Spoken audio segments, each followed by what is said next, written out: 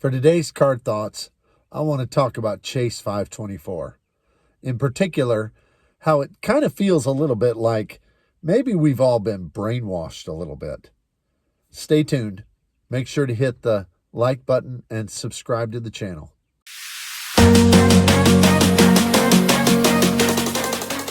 It really kind of seems like almost any video that you watch on YouTube regarding points and miles and different credit cards is going to, at some point, mention Chase 524. I mean, it doesn't really matter if it's a Chase video or not. I mean, even the ones that talk about Citi say, well, if you're under Chase 524, then you might want to get this card, or American Express. But what's your 524 status? And it just seems like everything is about Chase 524, Chase 524.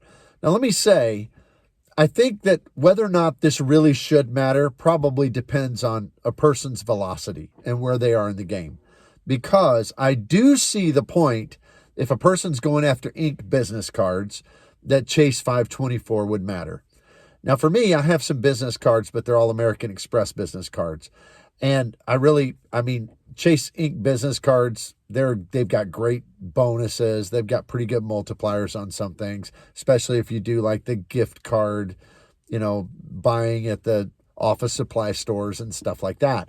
And so I might get into that someday. But I was reflecting the other day because it seems like every time I go to get a different card, and I've gotten some new ones from American Express, I've got some others from Citi, and I'm not really focused on Chase that much, but I still think about it every single time I go to get another card.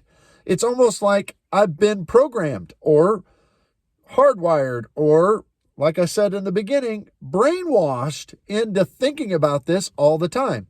And what a marketing technique that is, where if I'm thinking about getting a Citi card because I really like the Strata Premier, or maybe perhaps I'm going to get one of those new autograph Journey cards from Wells Fargo. But before I do it, I think about their competitor first. It's kind of amazing how they've done that. And so this 524 thing is it's permeated everything in the YouTube community, in the credit card points and miles community. When you listen to podcasts on this, you're going to hear 524, 524, 524. And it's almost like Chase has just cemented themselves in all of our minds. Like, we've got to think about the big boy on the block. We've got to think about the best, because you can't jeopardize your ability to get the best. It almost feels to me like that's what they've accomplished. And I say, great for them. I mean, what an accomplishment that they are the biggest bank. They are the biggest credit card issuer, but everybody knows American Express. I mean, Citi has a lot of cards out there. Now, Wells Fargo's getting in the game. There's the Bilt card. I mean, there's so many different options, but yet everybody seems to think about Chase no matter what they're looking at or what they're doing. It's just amazing. So for me, as I've been considering this, I just took a step back the other day. I took a step back and I was considering a card, and I went through all of the questions in my mind. Should I get this? How many hard pulls have I had? All the questions we always ask. And then, of course, my mind rolled through, where am I at on Chase 524? And it made me sit back and just reflect and think, why do I care? Why am I thinking about Chase when I'm considering something from Citi or considering something from Wells Fargo? Why am I so obsessed with that? And I've just decided because, for me, there's not really a Chase card that I want that I don't have. I mean, yes, when my Sapphire 48 months runs out, then I'll probably be thinking about canceling it and getting another one to get the bonus. But, I mean, it's 48 months in between.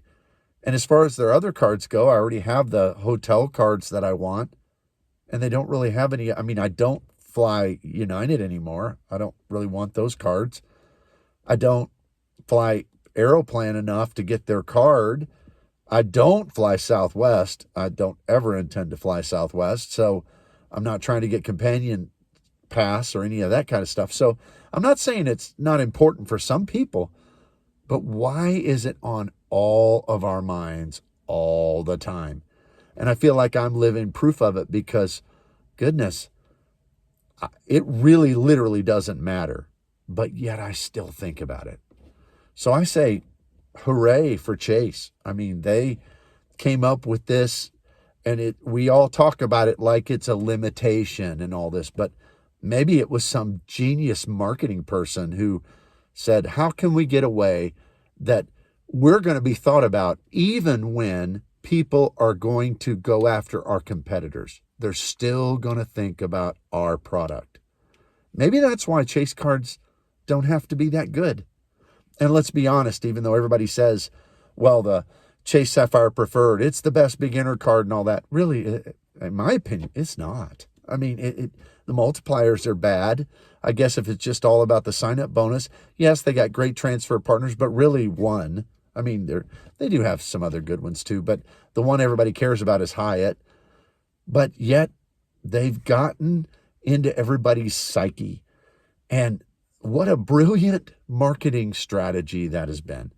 So I'd love to hear what some of you think about it. Do you think about Chase 524? Does it still cross your mind in regard to everything you do?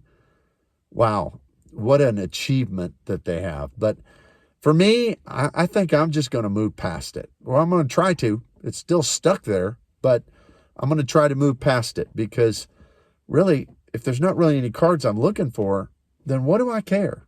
What should we care? So let me know what you think about it. I'd love to hear your thoughts. Take care. We'll see you here next time.